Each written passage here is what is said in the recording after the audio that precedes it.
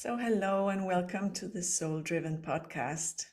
My name is Timi and Melissa, and in this podcast, I'm interviewing soul driven people who are sharing their journeys and their passions with you for inspiration and, to just openly share what a path of following the soul could look like.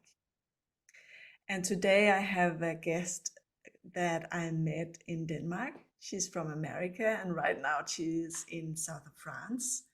So she's this international soul that I feel a lot of resonance with. And her name is Antesa Jensen. I just felt the resonance with her when I first heard about her years ago. Without exactly knowing what she was doing, I could feel that somehow we're on the same path. And and then checking out her website now, I just saw that you and Tessa was writing about bridging the heart and the mind. And I'm talking about bridging spirituality with the human life. And I have a feeling we're talking about the same thing with different words. And you also write about that the fastest way forward is inward. Would you like to share something about that and introduce yourself in any other way that you would like to be introduced? Oh gosh, I think we could talk hours just about those two topics alone. For me, bridging heart and mind sounds very similar to, and feels very similar to bridging the spiritual path with the human path. There are people who say that we're, celestial soul beings in a human body, or vice versa. And what I experience in the world is that there's kind of a big wave of being totally driven by the intellect, conflating intellectual advancement with spiritual advancement, seeing maybe profound potentialities, but not really integrating them, not really trusting the wisdom of the heart to guide us, not really understanding that the wisdom of the heart is infinitely more intelligent than anything that we could access on the Google. And also kind of a mad dash to race to the finish line to acquire success, accomplishments, and achievements, and going broad rather than going deep. And so the fastest way forward for me, or the fastest way forward is inward for me, means, and it's a direction, and it's also, it reveals that when you actually focus inward, you move more quickly, you grow more quickly, you advance much more efficiently. It's an accelerator. And if you're focused on forward trajection as it's perceived in the linearity of the experience of being a human, you might for a while consider that, or feel as though you're making progress. But my experience tells me, and also the people that I work with show me, that there is a point where that no longer satiates. Usually by around the mid-30s, for a career ambitious man or woman, they start to feel like, burnt out, or like they're not getting where they thought they would be, feel a bit haunted by, they experience it as a sort of void, but it's really the heart calling to them, saying, hey, I'm in here, not out there. And that for me is really the crux of everything I do. I want to show people how powerful that is, and why do I care about this type of person and how powerful that is. Well, of course, that's my journey too. I was an achiever, a high achiever for a long time. Also, with a gifted intellect, my capacity to think and consider and to contemplate, concepts is very high. And I could see that it wasn't feeding me in the ways that expanding my spiritual intelligence and my emotional intelligence was. And as a person who's always been very hungry for the divine, for divinity, for mystical experiences, and sort of to have direct experience of what exists in the unknown, the unspeakable.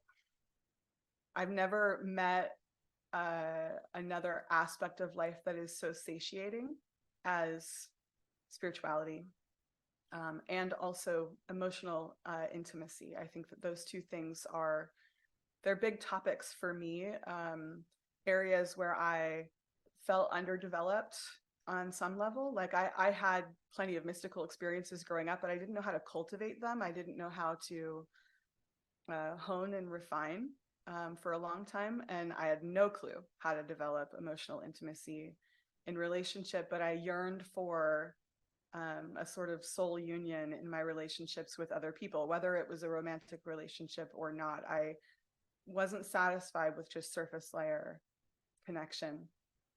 And, one thing led to another, from a yoga teacher training to, more embodied work. I discovered a whole world that, unless you're looking for it, you would never know exists. And yeah, it radically changed my entire life, I guess you could say. It feels like a different life than the one that I'm in now. The time before those experiences, where I went through multiple spiritual awakenings and just a dark night of the soul, as many people call it, and existential crisis, as other people call it. I turned myself completely inside out and started anew in my life and changed directions entirely. And I'm in that now. It's not so much a passion. I work with people. I think that is implied. I facilitate transformation in a few different formats. And yeah, I guess that's it's kind of an ever-growing experience, but it's not a passion so much as a vocation. It's something I felt very called to do, was also resistant to, weirdly, in other aspects of my earlier life, of guiding others and being a role model for others and teaching. I didn't want to do that. Everyone told me I would be doing that. So I went and got a job at a bank instead. But now I guess you could say I am a teacher, but there's this quote. I can't remember who says it. I'm so bad at these kinds of things, but the quote is, "I'm not here to teach you. I'm here to love you, and love will teach you." And that's the best way I can describe what I do. And I couldn't have loved people in such a way that it would teach them if I hadn't lived the life that I lived, experienced the things that I experienced, learned the things that I learned, unlearned the things that I learned that weren't serving me, and remembered what was already there from the very beginning. And that journey is endless. It still continues. I still learn, unlearn, remember, grow. So I there isn't I could talk about this for a long time, you can hear. Yeah, that's kind of the best way I could describe it. Yeah, I'm actually a little intrigued because I recognize this thing and I see it in a lot of people that I work with too, that there is often a resistance towards following our calling. Mm. Why do you think that is? It's one of the greatest mysteries to me, of how hard people will work and how much people will suffer in order to avoid reality. And we will spend lots of money and lots of energy and lots of time getting away from it in some way or ignoring it in some way. I suppose you could say that for me, at the root of the reason why people don't follow their calling, it's not because they can't hear it. Most people come to me and they're like, "Antesa, I want to learn how to listen to my intuition." And I'm like, it takes very little investigation to find out that they know what their intuition is telling them. So it's actually how to take action following your intuition. And at the very root of it, it's almost always this fear of not belonging. And I would say that that is the turning point and also the weed out point for anyone on a spiritual path. If you're more concerned with belonging, being liked, people agreeing with you about what you're doing, than you are concerned with your spiritual path and following your heart, you will not grow, because there is always a point at which you'll hit that cross, or the what is it the cross in the road, where you'll be asked to get on your path. And it's true that many of us have similar paths, but the reality is that none of us are on the same path. And an ignited sovereign friend would always support a person to follow their heart, regardless of whether they agree with it or not. And I'm very blessed to have people in my life who are like, this doesn't surprise me at all. Go do you, and the ones who have wanted me to stay where I was for their comfort never last. They cannot function in my life, because I am intrinsically unbound, and I cannot be beholden to someone else's expectations of me. And I've been like that since I was a child. So I'm blessed in a way of coming into this body with that already intact. My mom figured that out very early on. She never got in my way. And sometimes I resented her for that, because other parents got in the way of their children, and I thought that was the correct way to mother for a really long time. But now I understand that she was putting my liberation in front of everything, including our relationship, because she knew that that was what my soul needed. And she knew my soul needed that long before I knew my soul needed that.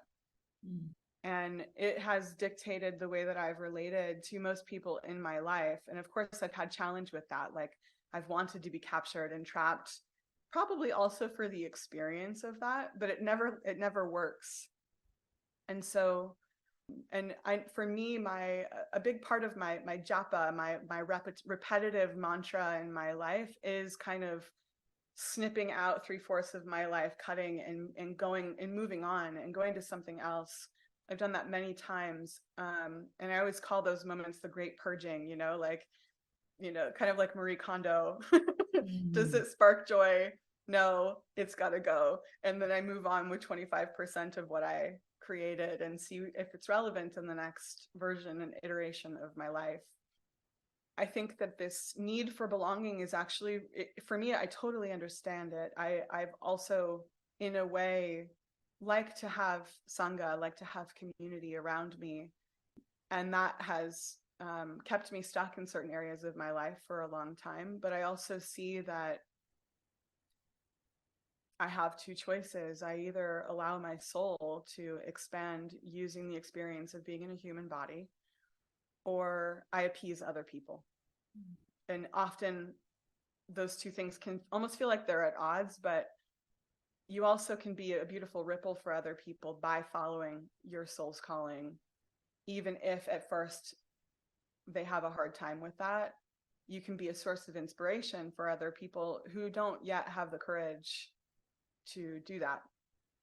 But I often say, if you're more concerned with belonging than with following your path, you will stunt your growth, because there is inevitably, there's a point where you have to be willing to be alone, because the spiritual path it's not a lonely path. You're not isolated, but you're alone on your path. No one else could ever possibly understand the relationship that you have with the divine that exists in you. That no one else could ever tell you what to do. The best leaders that I know, guides that I know, are really just a mirror or a road sign. They don't give advice. They don't tell you what to do, because they couldn't, because you're the only one who knows. And your heart is the source of that knowing. And really the work is to hear that and then follow the instructions. And I do think that it's human nature to gather and to want to be around like-minded people and to feel comfortable in that, to feel secure in that. But all of those things often they sort of live outside of us in our environment. And there is a sort of, the fastest way forward is inward. There's this sort of an inward evocation of that, of, do I feel secure in myself? Am I comfortable in my skin? You know, do I belong to me? And when those things occur, often you have an sort of up leveling. I don't like to give it a direction, but it's sort of up leveling where you do attract other people who you can have a sense of belonging with, but who would never obstruct your growth, who would not dare intervene with your growth. And most people aren't willing to find that out, because there is a fallow period where you will be potentially actually alone. Because I know it was true for me. I had to purge out almost my entire network. I left my full-time job with my 7 weeks of vacation and, you know, insurance and security.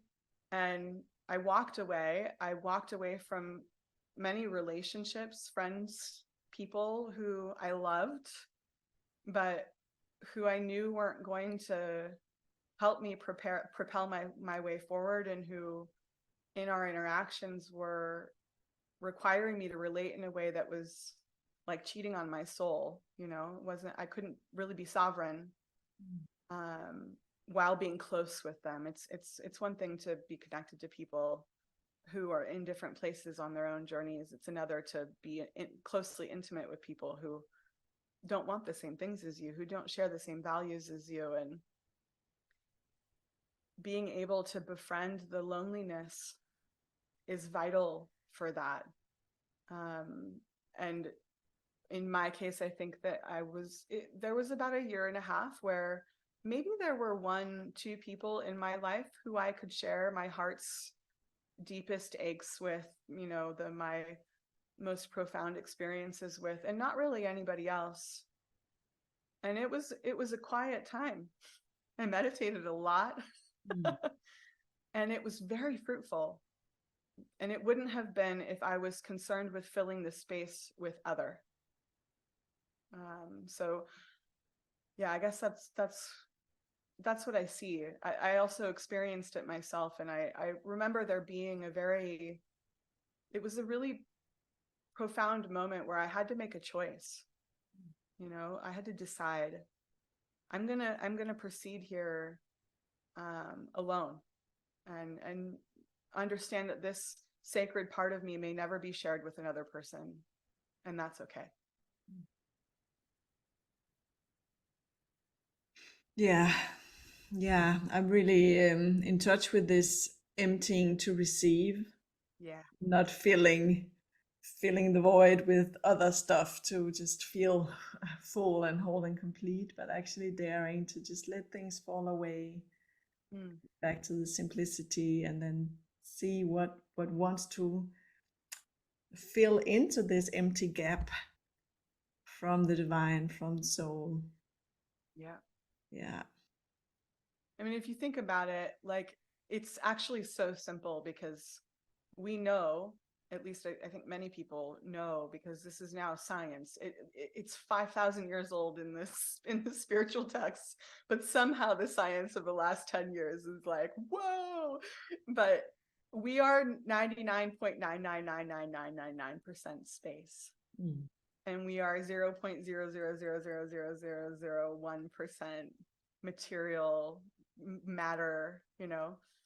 And what a strange thing, actually, to only be focused on that which appears to have mass and matter. And I loved what you said about just this space is actually like, you're not even creating it. All you're doing is just acknowledging that it's there and allowing it to be filled. And it already is filled. It's effulgent. But if your attention is on the microphone or the shoes or that person over there and your perception of their physicality, you miss so much. And it's the same with silence versus speaking. Like, if you think that language can do profound things, think about what music can do, which doesn't necessarily have language, and think about what silence does that music is the portal through to. Mm. And I think it's so, I mean, and from my current vantage point, it seems crazy to me to be focused on a pin drop of physicality when the energetics and the spaciousness and the subtle matter that surrounds it is so much larger. But I too was preoccupied with the physical realm for a really long time. So I get it. But in my experience, if you don't, I needed to exhaust all of my physical resources before I was willing to consider that there might be something beyond that. Mm. And I went fighting tooth and nail. So I really get how hard that is, because I lived it. I know how hard it is. Mm. Yeah, that's beautiful. And actually, the only way to open the door for others to see this is by going through it yourself, as you Yes. have been doing. Yeah. Yeah. Yeah, So you can't teach it. I mean, people teach it, but it doesn't have the same transmission if you haven't experienced it before. no. Which, if you don't know how to feel, you might not notice the difference, but if you do know how to feel, it's stark when someone's talking about it because they heard about it somewhere, or saw it for a night in a mushroom ceremony, versus someone who lives this way. Mm. It's a different frequency. Yeah. Yeah. So how do you make this available to other people? This insights that you have access to. I feel like I can't even take credit on some level, but I do think that there are some guiding principles that some people call the work. If you learn how to establish those sorts of values in your life, you'll find your way without much challenge. Well, there'll be challenge. Actually, I take that back. You'll find your way. Period. I have a program called Unbound, which for me is the what I have found to be a way of self-reflection that promotes the sort of liberation that is required to discover what is available to you in the spiritual realm. My way has been through sort of embodiment, through what I call somatic agency, through emotional literacy. What I mean by emotional literacy is knowing the difference between the reactivity that comes from nervous system dysregulation and activation, perceived threat, for example, feelings, which move through the heart at all moments of the day, thoughts. And for me, integrity is when what you see, what you think, and what you say, what you think, and what you feel are all in alignment. But you can't know whether you're in integrity if you can't discern and discriminate the difference between your thinking, your feeling, and your nervous system, the energy that comes off of a dysregulated nervous system, which I call reactivity. Most people, 50% of the population is in sympathetic dominance because stress, because capitalism. I gotta pay my bills. I need to get my kids to school. I need to feed myself. Livelihood story is a huge preoccupation for the majority of the Western world. And if your normal is the autopilot of waking up in the morning, eating your breakfast, feeding your children, taking them to daycare, going to work for 8 hours, coming home, feeding your children, putting them to bed, having maybe an hour of time with your partner while you're both exhausted before you yourself pass out on the sofa, and that is the normal. I think a large part of the population, especially in the Western world, you may not ever know that you are stressed, or that there's any dysregulation happening whatsoever. You may be totally overstimulated to the point of numbness in your life, and your way of feeling is to continue stimulation, sensory input through Netflix, wine, large groups, populations of people around you, concerts, loud noise, rich foods, when actually what you need to do is strip it all away and get to the place where you can be fully conscious, even if the stimulation level is much smaller. We don't know that. Those are really basic life skills that if you grew up in that environment in your home and your partner grew up in that environment in their home, you might, neither of you would ever know that anything different was available. And to veer away from that norm, I use finger quotes because this is an audio recording, might feel threatening because everyone you know is in that system. You know, it's some people call it the matrix. And you know, I have many people I start working with who have no idea that they have an internal narrative at all. There's this study there that there are people who don't have an internal narrative, and I call complete BS on that. It is not true. It's just that you can't hear it. Everything is dictated by how you think. Everything. How you feel, the way that your skin looks, the way that your body is, your thoughts rule everything, whether you can hear them or not. And so sometimes the biggest work is actually learning to hear your thoughts. And one of the best ways to learn how to hear your thoughts is to look around at the people around you and observe how they think and behave and how you're impacted by it. Because if you can't hear yourself, your biggest clue is look at the people around you. What are they like?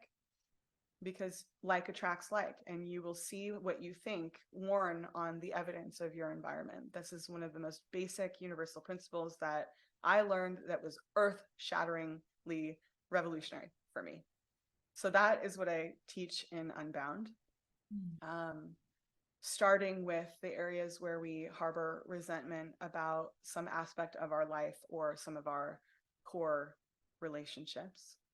And from there, it's a lot of self-awareness. It's a lot of compassion, starting to understand that maybe you had unmet needs that you didn't know were not being met, or maybe you did, but you expect another person to meet it for you now, even as an adult.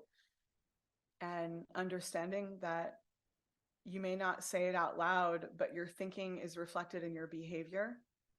It's reflected in, it has an energetic magnetism to it.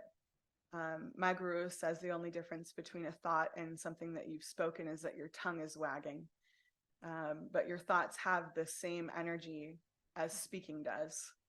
And I really love that, because I think that people think if they didn't say it out loud, it doesn't count. If they don't admit it to themselves out publicly, it doesn't count. And this is kind of ties back to the question that you had at the beginning of, I mean, I can't remember if it was, yeah, we talked about this of hearing your intuition and then acting in accordance with that.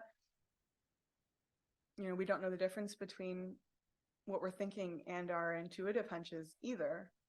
And unfortunately, we allow ourselves to be haunted by our thinking without ever learning to resolve the thinking, to find out whether or not the thinking is our intuition or actually just a fear. I usually say that it's a fear because of how it makes you feel. Our intuition is always uplifting, even though it can feel confronting.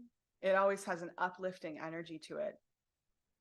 Of either there's a solution, so like maybe your intuition is protecting you from something, like it's giving you information, but it's usually clarifying. It's usually giving you some kind of place to go, what to do.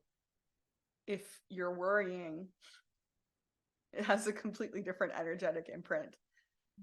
But my experience is that no one is taught this. And one of the things that I get from that, and I offer when I work, is if you weren't taught this, there's nothing to be ashamed of. This idea that I should be shameful about the dysfunctions that I have perpetuated in my life, or the ways in which I have obstructed my spiritual evolution. There's nothing to be ashamed of. If you didn't learn this and you've never seen it before, how could you know?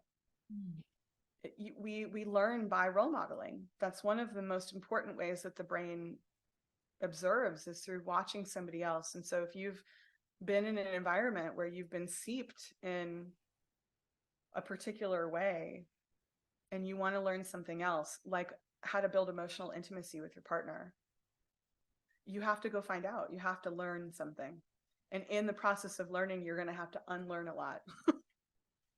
Because maybe you learned how to be codependent in your relationships and attached to your partner in a way that obstructs both of your growth.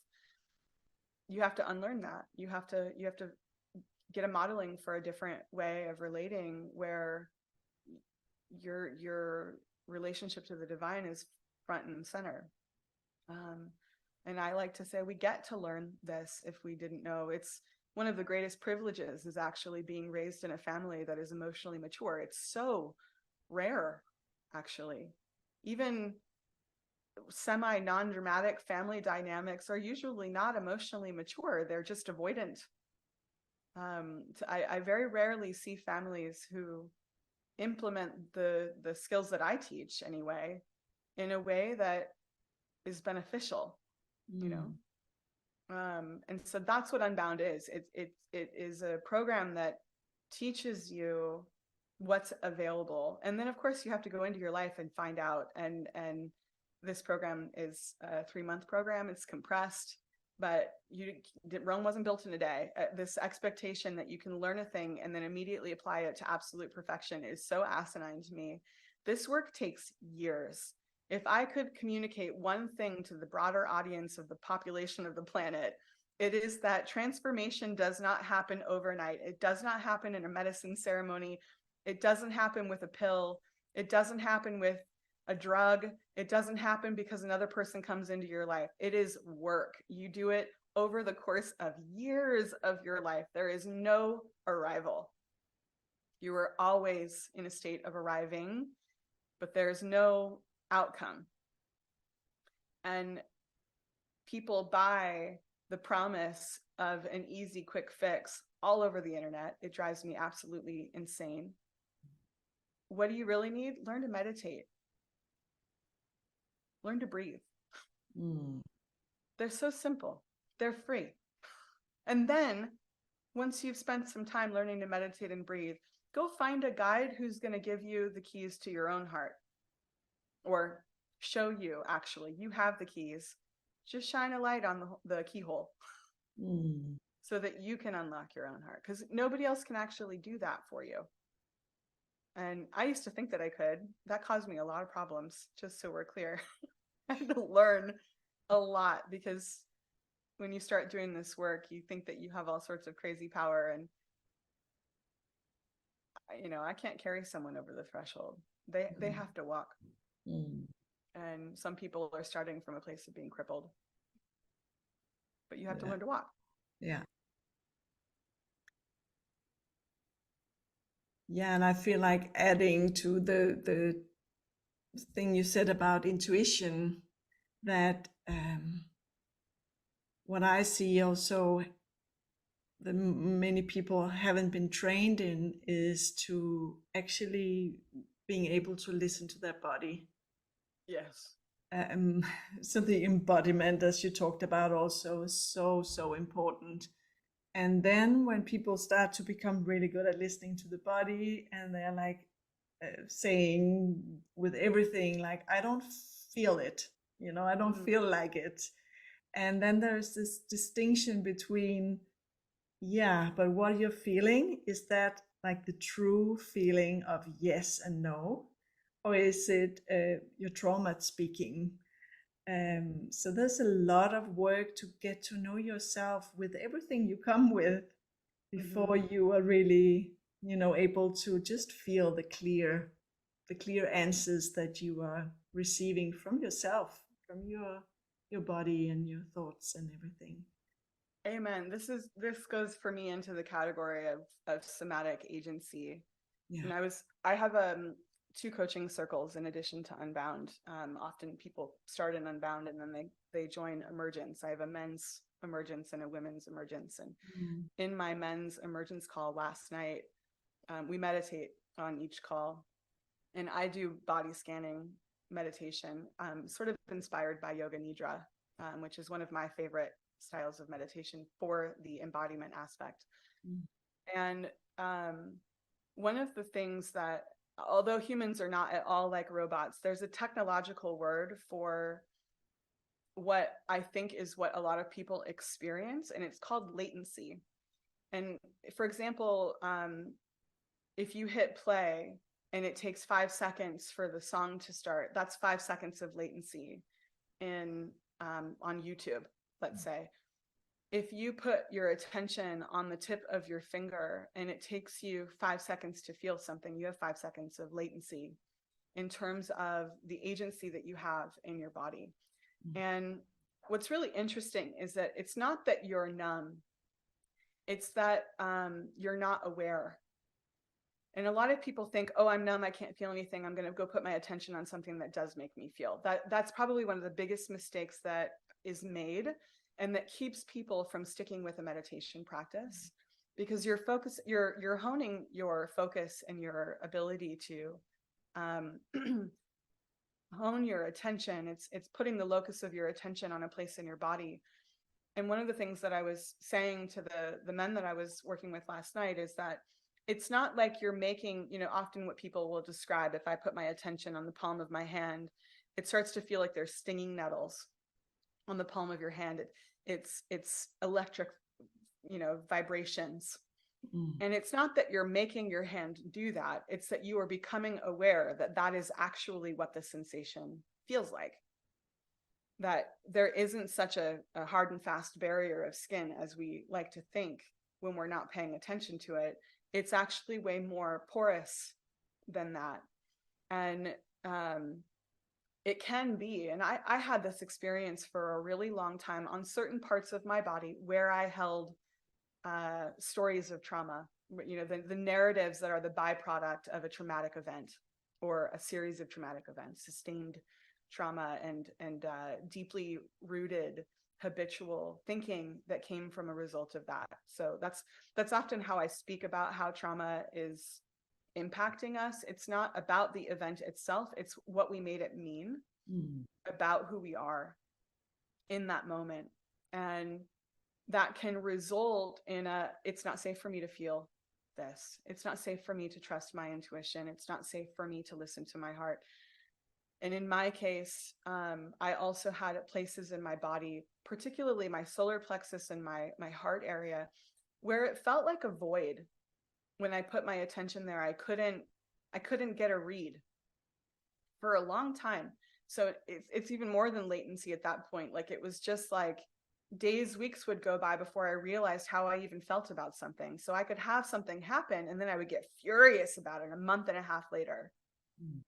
And I know have you had that experience before? I think many people can relate to that. Like, they don't even realize it's an issue for them until maybe it happens again, or they've had some time to think about it, is how it lives in the brain.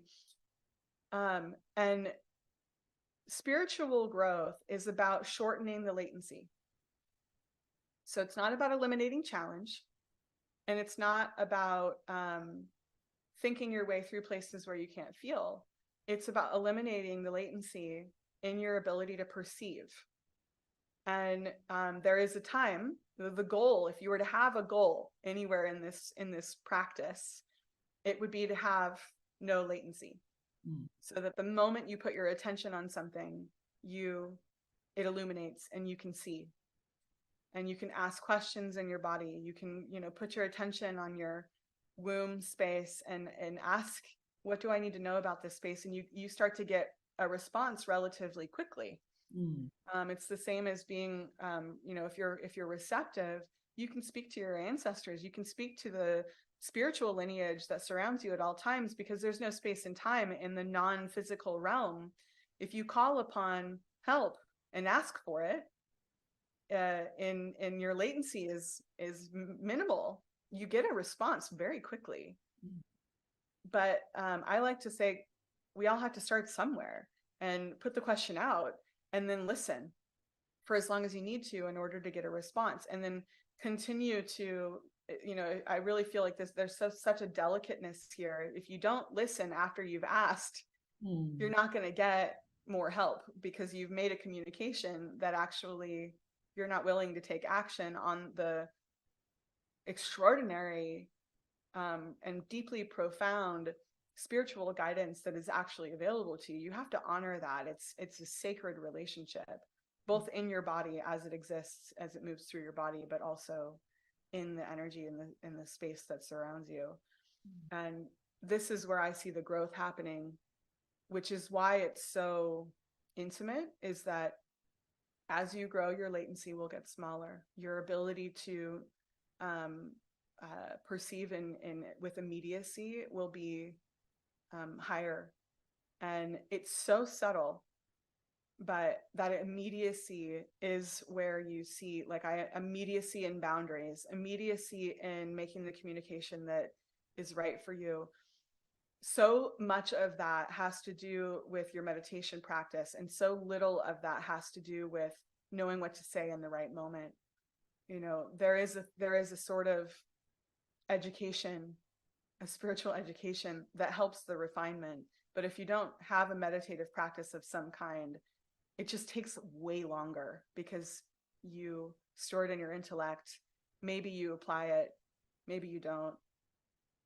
But the rubber hits the road when you're in these moments and you don't have an instinctive, immediate response that is honoring of all people and experiences. So yeah, what you say, 100%. Yeah. And then when you talk about the listening, to remember to listen after you ask the questions, I will also say, remember that you have to ask the questions to get the answer, because often people into this and they're like, okay, I need to listen, but they don't know what they're listening after or for. It's just like, tell me something. And by asking the questions that you actually are looking for the answers for will bring you the answers. So that's a two-step process. Isn't it wild? Yeah. We spend so much energy looking for the answers to questions we have not bothered to formulate. I think that this is so wild. It is wild. When you actually sit down with the person, you say, okay, what's your question? They'd have no idea what the question is because they're so busy trying to find the answer that they skipped right over the question. Yeah. And also, people never ask for help. All of my programs, I literally just said this to my women last night. They're renowned for not reaching out when they need help. Renowned. Many of them I've worked with for 4 or 5 years. They know that I am available. And one of the things that's true for every single program I run is that when you are enrolled, I am here for you. It doesn't matter what price point it is. It doesn't matter how long the program is. For me, what matters is that you are opted in of your own volition. And once that has happened, I will make myself available to you to the degree that I can. Obviously, I also have to take care of myself and manage my own things. But I tell people over and over again, if you're stuck, if you're triggered and you don't know how to get out of it, if you're reeling in your thoughts, if you're having a breakdown, whatever you want to call it, write to me. I almost I don't get offended, but I'm kind of like, why wouldn't you ask for help when you have help and you're paying for it? And I want to know, because like I said before, this is my vocation. This isn't a service that I give and in exchange for money. There's a certain energetic exchange that has to happen, but it's mostly, I have to pay my bills because I have bills and I have to live and feed myself. But if that weren't true, I would probably not charge for what I do, except for the fact that I know that when a person has an actual investment in the form of currency, they show up differently in the Western world because they don't understand something that Eastern traditions have known for millennia, which is that when you give, you open yourself up to receive more. The Western world has completely destroyed that, which is really unfortunate because I think that there would be a lot less harm in the world if that weren't true. In India, people give their entire life's income to their guru. You know, it is so common. Even people who aren't initiated give money to temples and gurus as much as they have, as much as they can. And it is important because when you give, you receive. It's circular. You're offering. You know, the tree doesn't think about getting paid back for the pollen that the bee takes from it. You know what I mean? That it's just, it's so out of alignment with nature to think I give you this thing and in exchange you're going to do this thing for me. I don't operate that way. I operate off of generosity. I can't help but be generous, but I have to put a container around my generosity because of the people that I work with, actually, more than anything else. It's not because they're selfish or greedy or anything. It's just that I work with Western people. And yeah, more often than not, they don't ask for help, even though they have the container for it. And man, it's humbling to say, I don't know what to do here as a grown adult. But humility is the alchemical element of transformation. If you don't reach humility, you will not transform. You will not transmute. We're talking like true alchemy is to change the essence of something, to change the way that your energy is being used instead of towards resentment, towards joy, for example, instead of towards sadness, towards something more uplifting. You can't actually transmute the way that the limit, your energy is limited in the body. And if you don't actually get humble, which means to come to the earth, actually, humility comes from the word humus, which means of the earth, means soil, dirt. Human comes, we are of the earth. That's where that word actually roots from, the fact that we are the same as nature. There is nothing that makes us different. We belong to the earth. We go back to the earth when we die. Our souls don't, but our bodies do. And so this is for me the gift of a spirit being in a human body, is that we have this sensation. We are sentient beings. We are sensual beings, to feel humility, and our ability to transform our soul relies on the human experience. It relies on the sensations that we can have in our bodies. This is why somatic agency is so vital. I'm sure that this is intuitively, at the very least, why you feel called to do what you do, is that it's not an accident that the soul is in a body. There are many souls that are not in bodies. We got bodies. Wow. How are we going to use the body that we were given to help transform our souls? Like that. This is a gift, to be in this life, to be in this body. But if you don't allow yourself to feel certain things like humility, which the physical sensations of humility often feel like gravity. It's not a weight of a heaviness, but there's a sort of gravitational pull that pulls you downward. And I like to think of it as the pranam. It pulls you to your knees. You can't help but be on your knees in a sort of surrender to the vastness of our experience. And actually, where all of your power lives is in the unknown. It's not in what you know. And when you get to the place where you recognize that you don't know, that is your way through. That every time for me, I'm in the fetal position on the floor physically. That is what's happening for me. Anytime I'm going through a massive portal of my growth, a massive awakening, a new realization, it is always from the fetal position or on my knees. Physically, that's exactly what it looks like, and I can't not be there. And humility pulls you into the dirt, you know. And you know, people say that you can either change through inspiration or desperation. In my experience, desperation is the only way. Inspiration will get you so far, But then desperation. I have no other options. No. You know.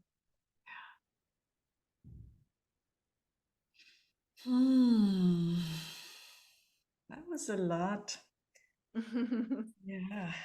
Incidentally, humility is the fourth of the 5 steps of my Unbound program. And it is always incredibly profound in a group environment where everyone is working through a different story. Always some shared theme pops up to the surface. None of them know the stories that are being shared because they write it on a Google Doc and it's only for me. And the energy massively shifts. So they have a visceral experience of it in the group environment also, where it's just profound. It's just profound. And it's from there that you can see how to proceed. If you get lost in the tyranny of the how before you've hit humility, you'll obstruct your way, because the how doesn't reveal itself until you get humble. No. You have to ask, like you say, you have to ask first. You have to be willing to acknowledge that you don't know in order to see what you do know. These are rules. They're like divine rules.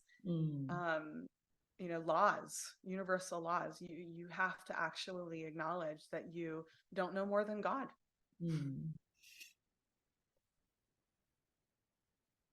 Yeah. And it's so, it's so fundamental in our culture in the Western world that in the Bible says, ask and you shall receive. We all know that saying, but it doesn't really apply to our lives because, yeah.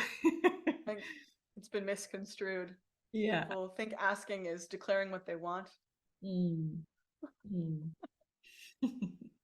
Instead of saying, what do you have for me? What is there for me here? What do I need to see? Instead of projecting your ideas based on what you've probably been manipulated to think that you should have, frankly. The psychology of marketing is very deep in our society. In Denmark, too, which is a social welfare state, there is such a loud standard of what every person should have to live, and a very loud barking noise of you should not want more for yourself than this, and there is a certain manipulation in that where nobody questions whether or not they might need to have something else, because you're only being fed physically, you're not being fed spiritually or emotionally in Denmark. Those areas are very underdeveloped for the Danish population. This is why emotional intelligence is kind of what I lead with when I work with people in Denmark, is because it's something that their intellectual and physical realities can relate to. Because talk to spiritual intelligence, forget it. Even though the majority of the population pays the church for their 4 times they go to the church in their lives, most of them are atheist. So you have to actually reconnect a person to their faith through the emotional body first, and have them recognize that there is more to be fed from and to feast from and to be satiated by than the standard conventional life. In the US, the economy is 70% consumerism. This is capitalism. The economy is built off of the principle of 70% consumerism. In order for the economy to stay intact, you need to encourage people to buy, because the government is not paying for it. And so although there's this notion of free choice in the United States, it's not a free choice. You have to buy in order for the economy to stay intact. You have to pay hundreds of thousands of dollars for your education. You need to buy insurance. You need to pay to go to the hospital. You need to spend money on these systems. And thus there is commercials, there's marketing, there's trends, there's culture that tells you that if you're not consuming, you have no value. And so people get credit cards. They live outside of their means in order to uphold their belonging in the society. It's really thick. It's all such a huge trap. To live outside of it And those are two, I would say, extremes. You know, one is a social welfare state in Denmark, and one is capitalism in the United States. And those are two extremes. But there's not really a country where there's a culture and society intact where this isn't happening. Actually, there's always some kind of psychology of marketing being applied, whether it's in the government or in ads and PR and business, and you know, self-promotion is winning right now, and I just think that that's so unfortunate. It's masking our relationship to ourselves and to everybody else. And yeah, I can't remember where we started from the beginning of that. This happens more and more to me, where I'll go and then I don't know where the starting point was. Well, actually, you when mentioning that you have spoken into the 4 of the 5. Yeah. Yeah, so I'm curious about the fifth. The fifth is what I call the unbound or the emotional protocol. And it is multi-steps. So the first is really, what are you now aware of yourself? For example, how do you know when you're in a reactive state? And most people think of reactivity as angry outbursts. My definition of reactivity is much broader, because there's a lot of covert reactive behaviors and overt reactive behaviors which are celebrated in society. And so we go through that in the second step. What is reactive behavior? We define what that actually is and why it matters to know it. And then you kind of have a blueprint for, this is my go-to place when I feel uncomfortable, when I feel stressed, when I feel confronted. Because your reactive behavior, until you become really aware of your thinking, it is your clue that your thinking is off, because it's the first thing that you can see or sense in yourself, or that other people are going to respond to or mirror back to you with their own reactivity, because it's a ping pong. So that's the first step of the protocol, is this is what I know about myself now. This is my tendency is to get self-righteous. My tendency is to get justified. My tendency is to get opinionated. My tendency is to get distracted. Whatever the tendency is, that is your clue. And if that's happening, usually what that means is that you're protecting yourself from feeling something that is much more vulnerable for you. So reactivity is protecting you from feeling. So what is the thing that you're feeling? And then depending on what the thing you're feeling is, it will tell you whether or not you have your needs met. And then you define what your needs are. So that's the first piece of the protocol, is this is how I know I'm reacting. This is what I usually am protecting myself from feeling, because I currently don't feel safe to feel that. And this is usually what I need and how I can nourish and nurture myself in that place. And then that is what I call the inward protocol. The outward protocol is, how do I relate with other people when this is happening? What are my values in terms of how I want to relate to other people? How do I set a standard for myself? I often speak of expectation. Expectation is premeditated resentment, as far as I'm concerned. You can't have expectations of other people, but you can surely have expectations of yourself. It's such misguided. We are really misguided in where we direct our expectations. I want you to be this particular way so that I can be comfortable. But instead, I have expectation of myself. And if I'm not meeting my expectations, I'm going to be uncomfortable. And my expectation of how I want to relate, how I want to show up in my relationships, I call that a standard or a value. I'm not willing to negotiate on that. I want, for example, one of my expectations of myself is that when I'm with other people, I have the capacity to give them 100% of my attention, not 99, not 50. I don't want to relate where I'm only giving half-assed attention to people, because I understand how powerful it is, both for me and the other person, to feel seen and heard. It is a catalyst in its own right. And so if I don't have the energy, my responsibility to myself in order to uphold that expectation that I have, the standard that I have for myself, is to say no. I'm not available to hang out right now, even if my calendar is clear. But if I don't feel like I have the energy to offer that, I would rather not go, because it ends up feeling like filler food or empty calories. It doesn't satiate. It doesn't feel good. I don't leave feeling uplifted. And also sometimes if I don't have the energy, maybe it's for me to have my attention or have someone else put their attention on me. So it could be something like that. But I also have standards for how I don't want to relate that will also influence whether or not I continue to maintain a connection or pursue something. So that's the outward piece is how do you want to relate to other people? And then I like to think of, I often bark at people, you're not a computer, but to a certain degree, there are so many analogies that are really great. And for me, I think of like when you have 5% battery on your phone, what are you doing? Are you finding a charger, or are you going to run out of battery? Are you surfing and scrolling on Facebook when you only have 5% battery left? Probably not, right? And so I have maintenance mode. Oh my gosh, I can't remember what I call it now. Like a battery conservation mode. So if you're under 20% battery, you know, what are your behaviors? How do you feel? What are your clues that you're beginning or on the verge of being dysregulated? And then short circuit mode, which is like 5% or less. And that has come from like, you need a communication strategy depending on what your energy is like, because some of us, I live alone. I have the benefit of not having to communicate to anybody when I am at short circuit mode. I just go and I get to be alone. What a grace. But if you have children and you have a partner and you live with them and you share a room and you don't have that personal space, you need to be able to communicate when you're on the verge of short circuit mode. Like for me, for example, when I hit short circuit mode, I turn into a cactus. It is just as uncomfortable for me as it is for everyone else, but I can't sugarcoat.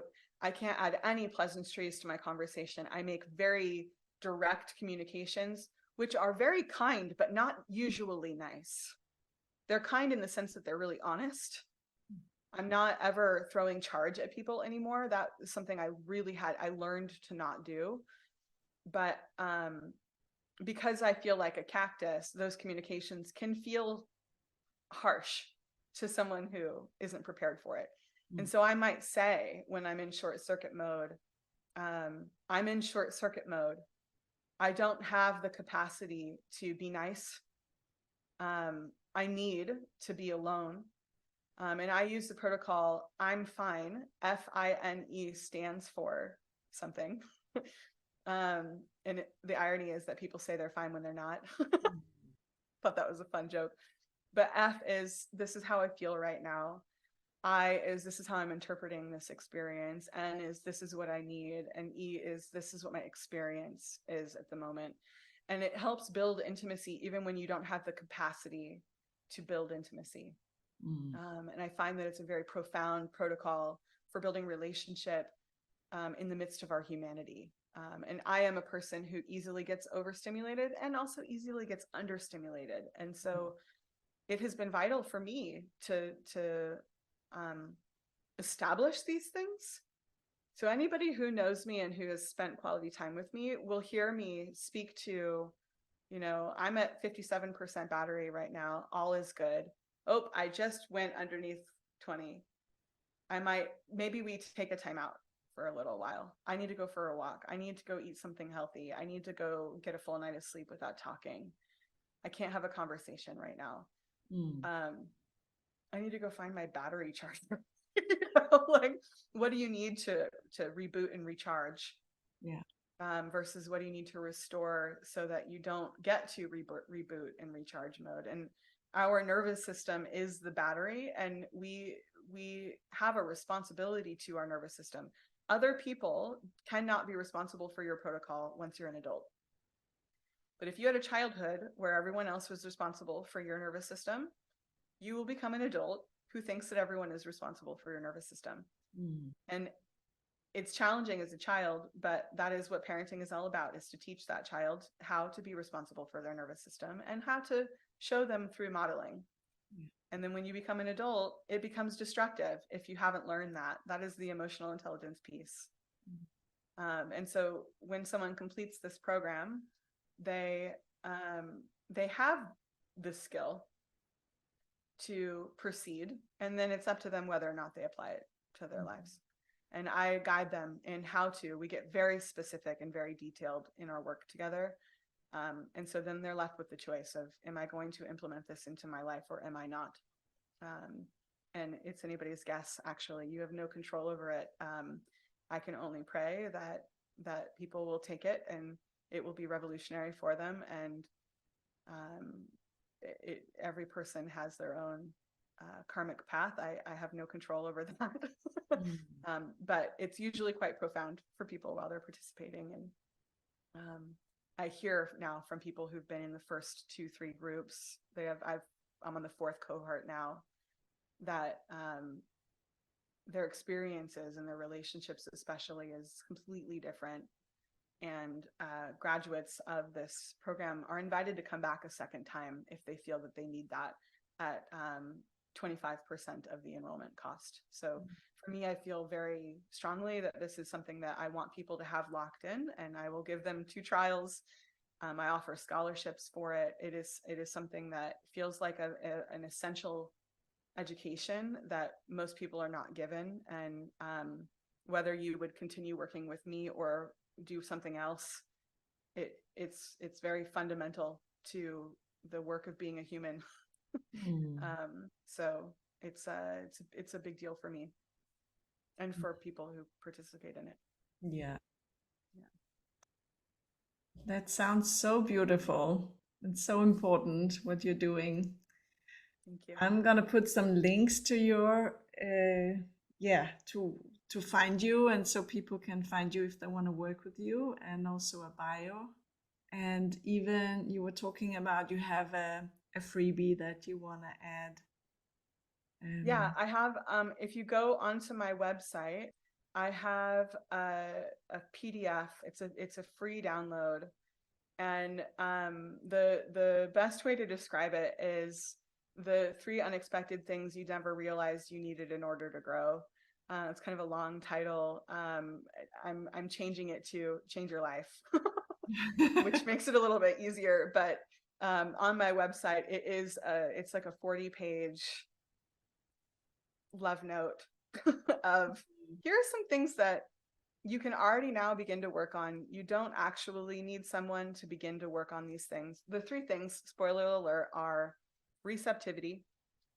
My definition of receptivity is to neither believe nor disbelieve, and to neither agree nor disagree. Try that on. Just to allow that to be what receptivity is for you. Notice in your life where you feel a need to agree in order to let something in, where you analyze what you're hearing before really listening with your heart, where you, if you don't believe something, you reject it. Don't believe it, don't disbelieve it. Don't agree with it, don't disagree with it. That's what receptivity is. It's to be open like space. That's all. You can work on that all on your own for years. Willingness is the second one. If you're not willing, it's not about being willful, willpower. If you're not willing, when it gets hard, you'll quit. You need to be willing to see things that you didn't know about yourself. You'd be willing to receive things that contradict everything that you thought was true. You need to be willing to let go of your identity and the ways in which you identify and personalize your feelings, your thoughts, your experience, your relationships. And then the third piece is just a couple communication skills. I won't go into them, but they are very important for me. One of them I will say is just say the thing. Often people come to me saying, I don't know what to say. And I often say, well, what do you want to say? And they respond with what they want to say. And I say, well, why don't you just say that?